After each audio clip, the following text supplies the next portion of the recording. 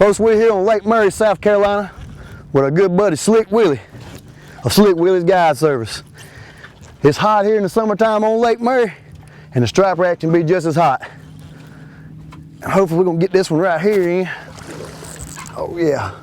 Come on to the back of the boat. Might need to come over the boat. Okay. Oh, you know? I can get him right here on this corner. Can you get him here? Oh yeah. Get him on. Yes, sir.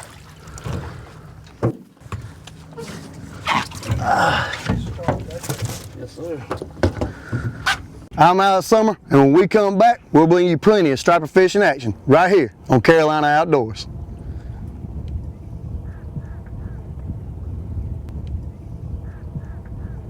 The Kubota dealers of the Carolinas are proud to present Carolina Outdoors, showcasing our passion for the outdoors, for Earth, for life.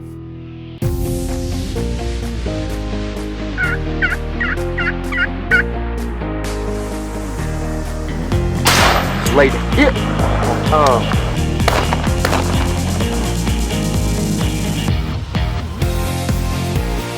was able to get it done. He's a big wide 8-point. Come on. 2 birds, 1 shot. Carolina Outdoors with Alex Summer is next.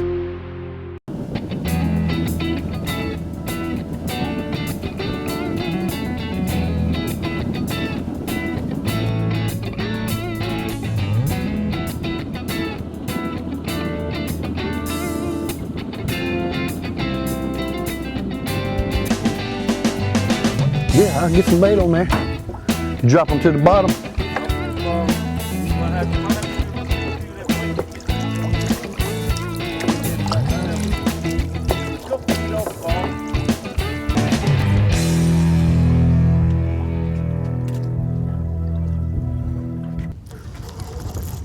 Yeah, we got none. All right, now guys, we out here, we anchored up in about 35 foot of water. But when I say anchor, we got a spot lock on the trolling motor. And what you do is you grab the fish, and you got the remote, you can hit the button, basically locks you on place. And that's the general way to find these fish where you can actually set right on top of them. Now, yeah, I'm making boat swing this one. Okay. But our water temperature is about 80 degrees. It's supposed to get 88 degrees a day. But these fish, I mean, it can be hot and it don't bother them a bit. They love the heat. They love to feed, and I love to catch them. That's a little better than last. Yeah. I'm gonna lay him down. He's jumping all over the place.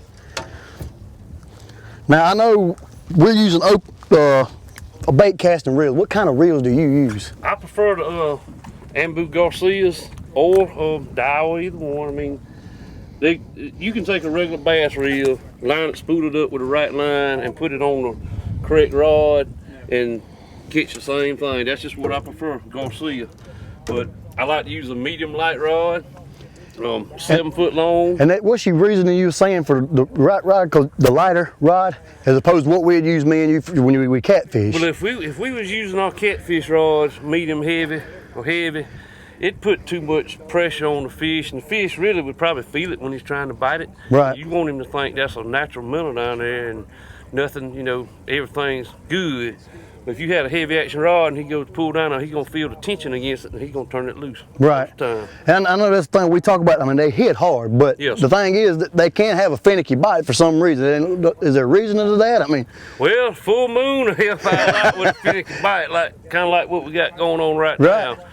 But what's on out in August, when what we call the dog days of summer around here, fishing normally gets tough. You might have to go down to an 8-pound leader with a 1/0 hook, right? Because they get real finicky. I mean, and another thing, this fluorocarbon line, you fish with it for a while, you might want to take your fish rag here and wipe it off, because particles in the water will collect to that line and make them be able to see it.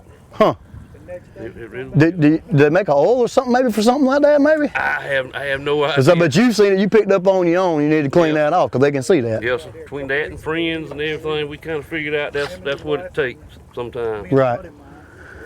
Well, so this fish right here, that's probably what, 12, 14 inch fish. So you'd need something 7 more inch for this if it was any other time of the year. Yeah, so you would. But there's plenty of fish in Murray that size. I think they stock it every year, and you see schools of them out here sometimes no bigger than that, and then schools of them foot long, you know. I mean, Murray's really got a name for it at this point. It's a striper fishing lake to me at this point. Yes, it is. It's been a striper fishing. People come from all over to go here striper fishing just because it's known for its striper. Yes, sir. It's got some big ones in here. We've caught some big ones in here. We're going to catch one today. I hope so. I hope we do. Well, let's get this one in the live well. We'll try to get some more. That's right. That makes a good fillet right there. Yes, sir. All right, we're going to go ahead and bait one up. Now, this is a blueback herring. Yes, blueback herring. Okay, and you generally go through the nostrils like so? Yes, okay. A little bit of cartilage right there in the nostril. Right. Because anywhere else around there, you about kill him. And when we hook these on, you got this, what is it, a 6 foot leader here, I reckon you'd say? It ain't quite 6, is it? From 4 to 6, somewhere in that range. You want to give him plenty of room to swim around, you know, like nothing's bothering him. Right. Get him. I'm trying to get him in the water because they don't last too long, do they? No, you got to get him in the water pretty quick. And then use, what is this? Is it a 5/0 circle hook? It is a 2/0 Eagle Claw circle hook. Okay. With a 10-pound fluorocarbon leader and 12-pound main line. The main line's 12 pounds. Yeah. Okay. I mean, this holds up pretty good. I mean, you can catch a 25-pound striper on that. The main thing is having your drag set. Keep your drag set right. If your drag's too tight, it's going to pop it. And sometimes that's inevitable because sometimes the line get wrapped around the gill plate when they're fighting, you know, when you're fighting the fish and it'll cut it. Nothing you can do about it. Right. But if you don't fish with a small line. And of course, don't horse them and let the rod do the work. That's right. Let the rod do the work. But if you don't fish with a small line, you won't catch no fish because this water's so clear down here, they can see it. I know another thing when you striper fishing, they don't want to, you know, if them herring are so finicky anyway, yes, and they'll die quick. Do you have to change your bait a lot, you know, just to make sure you're keeping fresh bait on there? I pay attention to how long a couple will stay alive. Most time, if it's the oxygen kind of low down there, right, about 10 minutes, you got to make around putting your bait on every 10 minutes. Sometimes they might last 20 minutes. But I'd rather put up a herring that's half alive and throw them away and put a fresh one on there than having a dead one down there. Because you can watch them on the graph when they swim up to it and swim away and don't bite it. Right. You might well put another bait on there because he's no good. They seem, the stripers, just that finicky bite. When they hit it, they hit it hard, but they know exactly what they want. You ain't gonna just make cut bait like we would catfish and get that striper to bite. No, sir. No, sir. No, sir. Not that they won't hit it, but you can anchor out and cut bait fish. Yeah. And that's something I don't do much of because I like the down rod. It's a little more exciting, but you can catch them like that. And that's why we throw this chum out here. Right. Because if the fish are swimming, say we fishing a couple feet off the bottom. Right. If they up in the water column, you throw some chum out there, just cut up here, you know, piece about yay big. You can actually watch the fish follow the chum down to your baits on the graph, and they smell that blood from that bait, and it gets them in a feeding frenzy. And then they see that excitement with your bait acting like an injured fish down there. That's right. And a lot of times you allowed to have 4 or 5 rods down at one time. Well, let's get that going right now then. I hope so. I hope so. All right, buddy. We're going to try to go ahead and catch us another one. We'll be right back with some more Carolina Outdoors.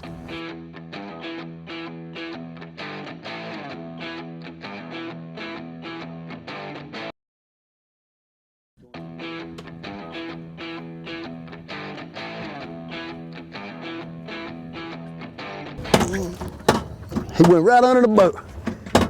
Come up out there. Well, we got hooked into another one here. This might be a little better fish here, don't you think? I believe so. He likes to stay down there a little more. Oh yeah. Now I know we was talking about them blueback herring we're fishing with. Yes, sir.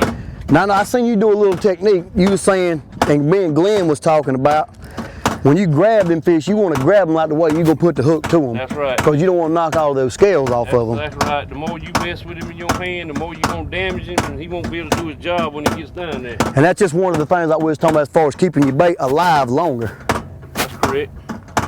You want your bait, you want the best bait you can get.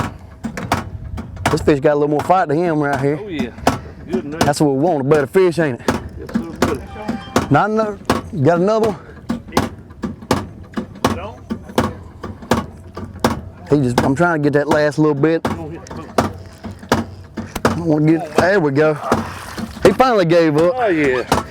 I know another thing, if y'all can hear it in the background, we got what we call a clapper. And it's steadily smacking in the back of the boat. Let me get a hook out of this fish right quick.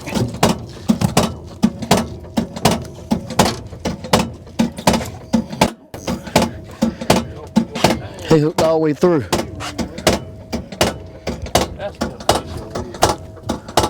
You got a fish over there? I think so. All right, we got a double over here, but Glenn got one on too, so we got that double.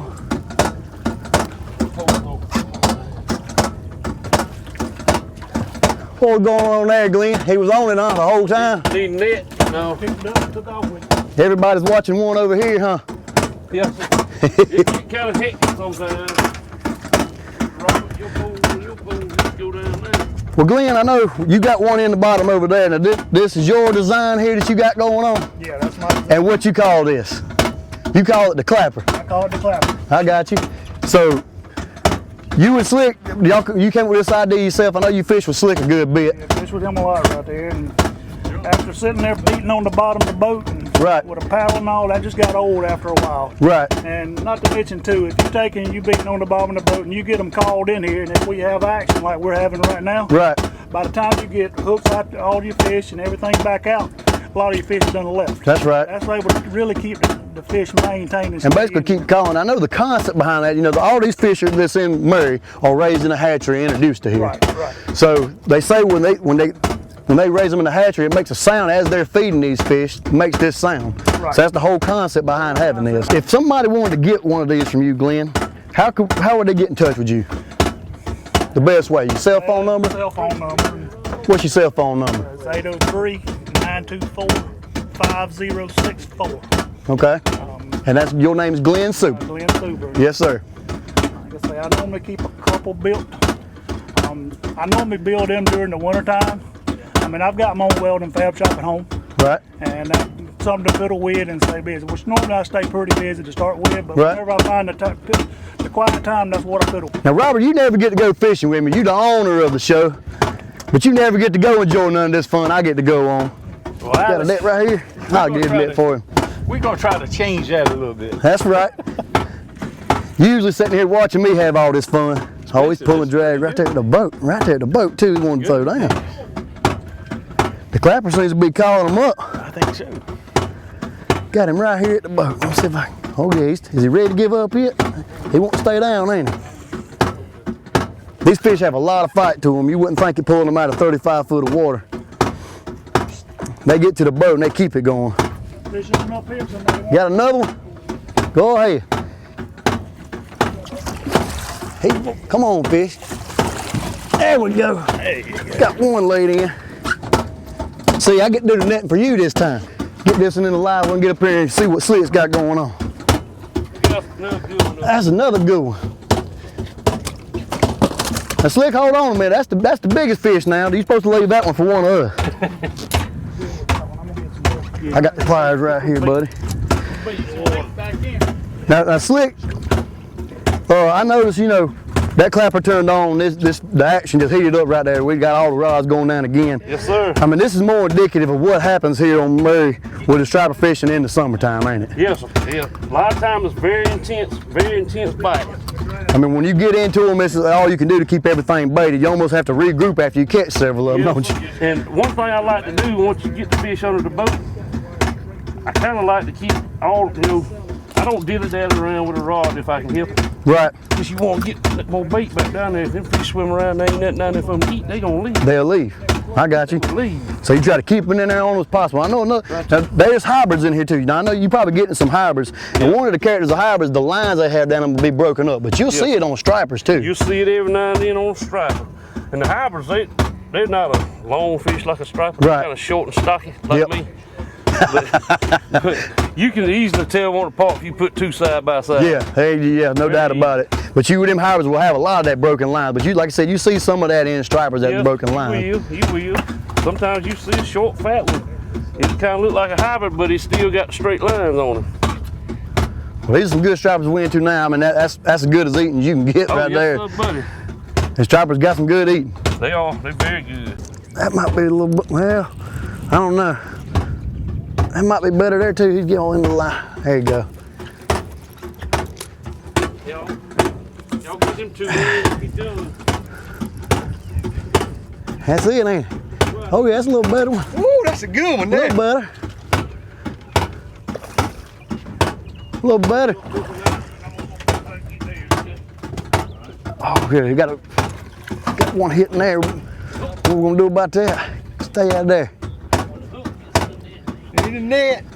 I'm fine, boy. We got a big one here. Really? There's a good one. All right, I'm coming. Oh, yeah. Oh, yeah. Got him. I'll come around this I one. wish you'd got that a while ago. That's Hold on. right. We need to get, dang it, he's on this one too. Double hook up here. There's more than that. That might be just a good one too. Well, you're catching. I don't know what to do with that other one, but Oh yeah. Peeling the drag right there. Got the drag coming out of the hole. Woo! Spinning it. Love to come back. way out there, didn't it? I know he did. He peeling drag constantly too. Might found a better fish over here, didn't we? Yes, sir. Ooh, Come that way. Come that way. cool little mucker come through here. 'Cause We might have to do another play. he got one rod out now. He still wants to peel that drag. He's got a lot more attitude than the other ones, so he might be a little more bigger. Yes, sir, buddy. Oh, yeah. Good. I seen some color. Yeah, that's gonna be a good one there, ain't it? Oh, yeah. Right on up there. I'm about to roll them to you. Oh, yeah. I can hear the grease getting hot right Woo! Just a crackling. Look at that, buddy. That's a good one. That's gonna be the big one, ain't it, today? Let me get the pliers. I don't know which way they went. Did he get all the hook? No, he's right there on the end. Okay. All right. Got it, boo? Yeah. Oh yeah. Well, that's gonna be the big strapper today there. We'll take him, right? I believe so. If he ain't the biggest, he's one of the biggest. We had several nice ones like this today. They beautiful fish, ain't they? Yes, sir. Yes, sir. Built like a torpedo the way they fight. Yeah, you think you got a torpedo on the line sometimes when you get them like that. We'll be right back with some more Carolina Outdoors.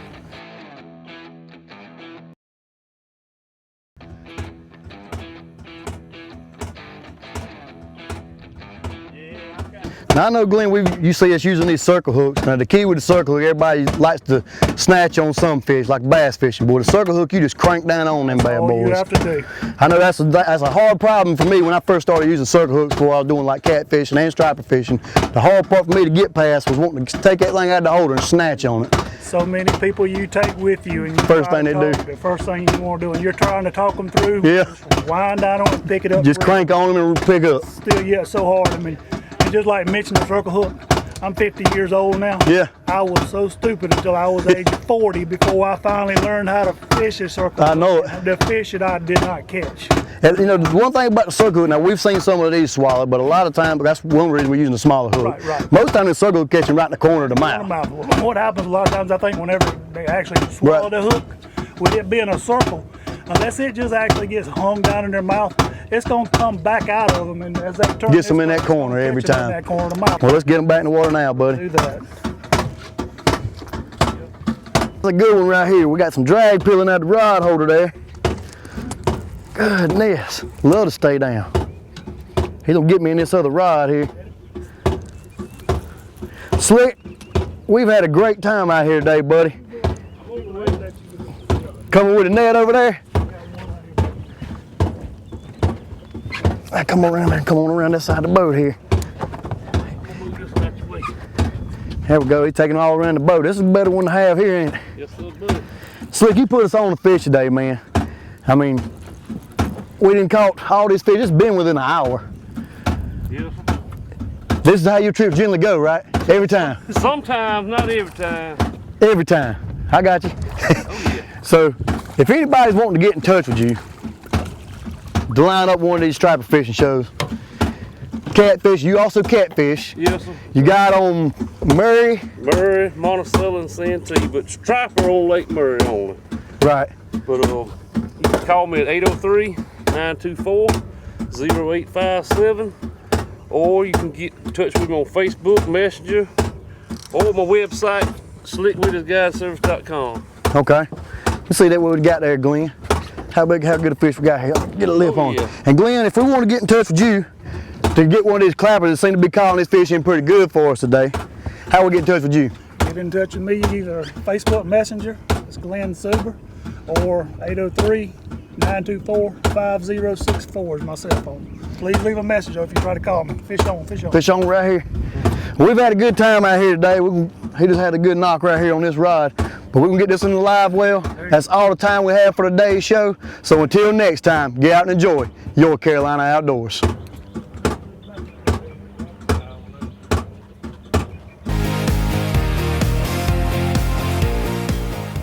Thanks for watching Carolina Outdoors, online 24/7 at scoutdoors.com.